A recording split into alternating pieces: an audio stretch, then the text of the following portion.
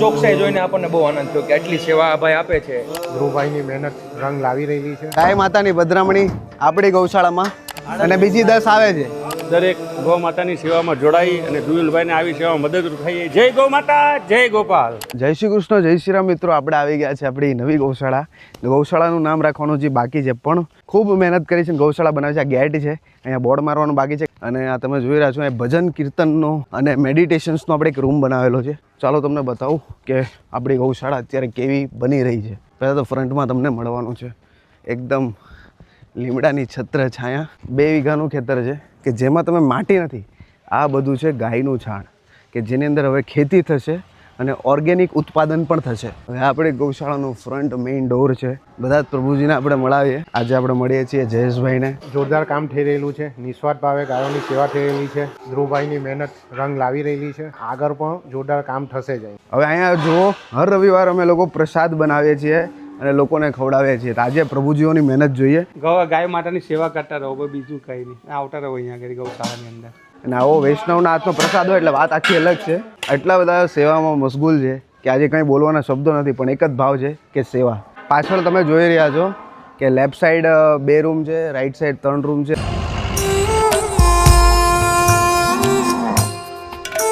હવે ગાય આવી ગઈ છે, ગાયને આપણે ઉતારી લઈએ. ચાલો ફટાફટ.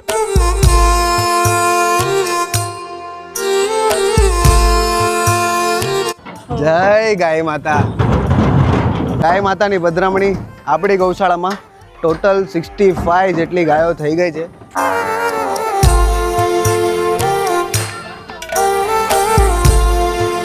અત્યાર સુધી આપણે ખાલી ગાય માતાની સેવા ને એની વાતો કરતા, પણ હવે ગાય માટેનું સાહિત્ય શું છે એવું ધીરે ધીરે તમને વિડીયોમાં દેખાડીશ. અમીર કાકા, કેટલી ગાય લાવ્યા?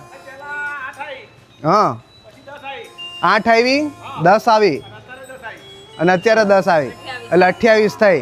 28 ગાય માતાઓ અને બીજી 10 આવે છે, એટલે ટોટલ 38 આપણે એડ થઈ છે. એટલે આપણે ગણી લઈએ કે 40, 50, 60 ને 70 અને 8 એટલે 78, એટલે કે 78 જેટલી ગાય માતાઓ થઈ ગઈ છે. આ બાજુ આપણી જે બીજી 4 જે છે રમ્ય છે, આપણું નાછું નાની વાછરડી અને ગાય માતા. ટોટલ આપણી પાસે અત્યારે 80 ગાય થઈ છે અને આપણે 80 ગાય માતાની સેવાઓ હવે શરૂ કરીશું.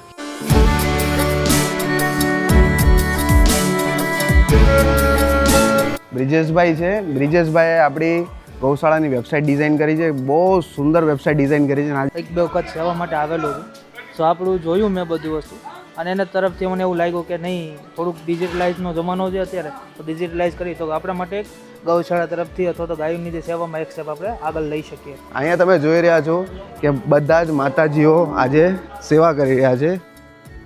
આપણા જૂના મિત્ર છે અને સાથે ભણતા અમે લોકો આજે સેવા માટે અચાનક ભેગા થયા છે. કેમ છો બ્રો? બસ એકદમ આનંદ આનંદ. હવે આપણે સાફ સફાઈ કરવાના છીએ, પણ સાફ સફાઈ કરવા માટે આ મિત્રોનું તમે યોગદાન જુઓ. એક જ ફોન કરવો પડ્યો છે મિત્રો. બધા જ કતારગામથી આવે છે. જોથાણ આઈ થિંક 10 કિલોમીટર જેટલું થતું હશે. વાંસડો બાંધીને એવું કહેવાય કે સાવણો લટકાવીને ઉપર આપણે સાફ સફાઈ કરીશું. બીજો પરિવાર ગાયોને ખવડાવવા માટે આવ્યો છે અને એક બાજુ સેવા ચાલી રહી છે સાફ સફાઈની. આવો, આ ગાય માતા આપણી કે જે અહીંયા આવીને એમને વાછડીનો જન્મ આપ્યો છે અને એનું નામ આપણે રાખ્યું છે રમ્યા. આ અમારા અશોક છે. આજે અશોક 20-25 જણાની ટીમ લઈને આવ્યા છે. દરેક ગૌ માતાની સેવામાં જોડાઈ અને ધુવિલભાઈને આવી સેવામાં મદદરૂપ થઈએ. જય ગૌ માતા, જય ગોપાલ. કેમ કે આની વસ્તુ પ્રકૃતિ ભગવાને આપણી માટે આપેલી છે અને આપણને સાચવવા માટે આપેલી છે. બધા ઝાડા પાડવાનું કામ કરે, સાફ સફાઈનું કામ શરૂ થઈ ગયું છે, કારણ કે આની પછી આપણે કરવાના છીએ કલર. તમે ગમાણ જોઈ રહ્યા છો કે કેટલી યુનિક ગમાણ બનાવી છે. આના પરથી તમે વિચાર કરી શકો છો કે ગાયની ગૌશાળા કેવી હોઈ શકે.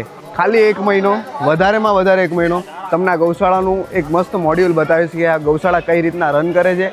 પણ આજે આ સેવા છે હર રવિવારે શરૂ છે. આમ તો 365 દિવસ શરૂ હોય છે, પણ રવિવારે ખાસ પ્રસાદનું આયોજન હોય છે કે જેના થકી લોકો કનેક્ટેડ રહે, ગાય સાથે કનેક્ટેડ રહે અને બધાને બહુ મજા આવે.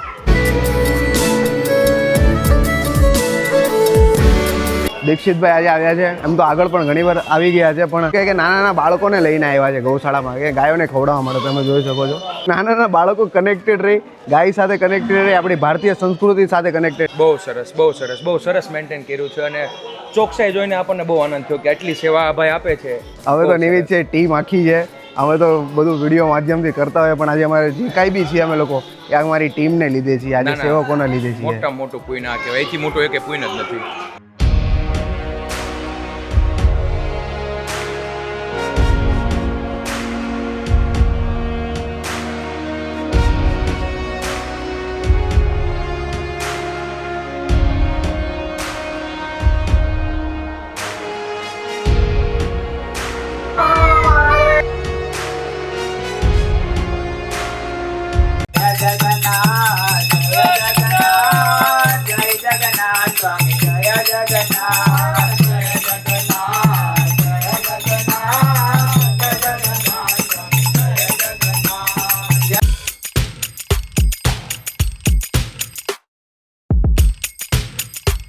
જય જગન્નાથ.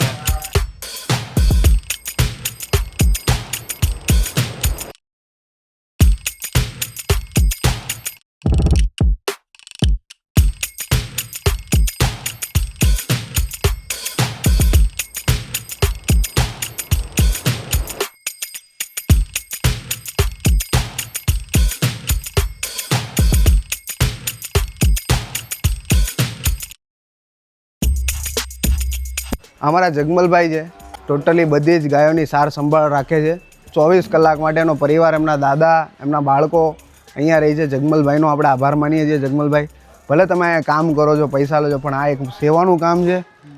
આજીવન ભગવાન તમને સુખ, શાંતિ, સમૃદ્ધિ ગાય માતા અર્પે.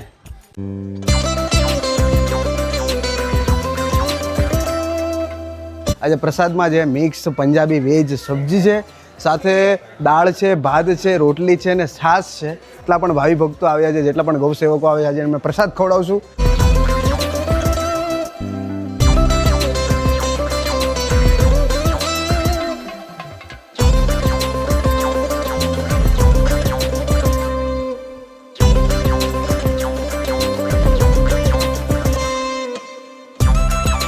સવારથી લઈને બપોર સુધીમાં એવું થયું કે સવારે ગાયો ટ્રાન્સફર કરવાની હતી, તો ઘણી બધી ગાય માતાઓ 40 જેટલી ગાય માતાઓ વધારે આવી છે. 40 જીવ એટલે 80 જેટલી ગાય માતાઓ થઈ છે. અને સાથે સાફ સફાઈનું કામ હતું. જેટલું થયું એટલું કર્યું. સ્વયંસેવકોએ 2 વાગ્યા સુધી અમે લોકોએ સાફ સફાઈ કરી અને બધાને પ્રસાદનો કાર્યક્રમ હતો. વૈષ્ણવો દ્વારા પ્રસાદનું આયોજન હતું. 40 થી 50 જણા અમે લોકોએ સાથે મળીને પ્રસાદ ખાધો અને આજે અમે પણ ખાઈ રહ્યા છીએ. આનો જે મજા છે એ કંઈક અલગ જ છે. Thank you so much. મારી આખી ટીમને થેન્ક યુ કહીશ કે જેટલા પણ લોકોએ સપોર્ટ કર્યો, ગાય માતાની સેવામાં સપોર્ટ કર્યો. આખો વિડીયો નથી બનાવી શક્યો, નથી કહી શક્યો, લોકોના હિત માટે કામ કરીશું. તો નીચે નંબર આપ્યો છે 7265071771. રાધે રોટી સેવા ફાઉન્ડેશન. સાથ આપતા રહેજો. જય ગૌ માતા, જય શ્રી કૃષ્ણ.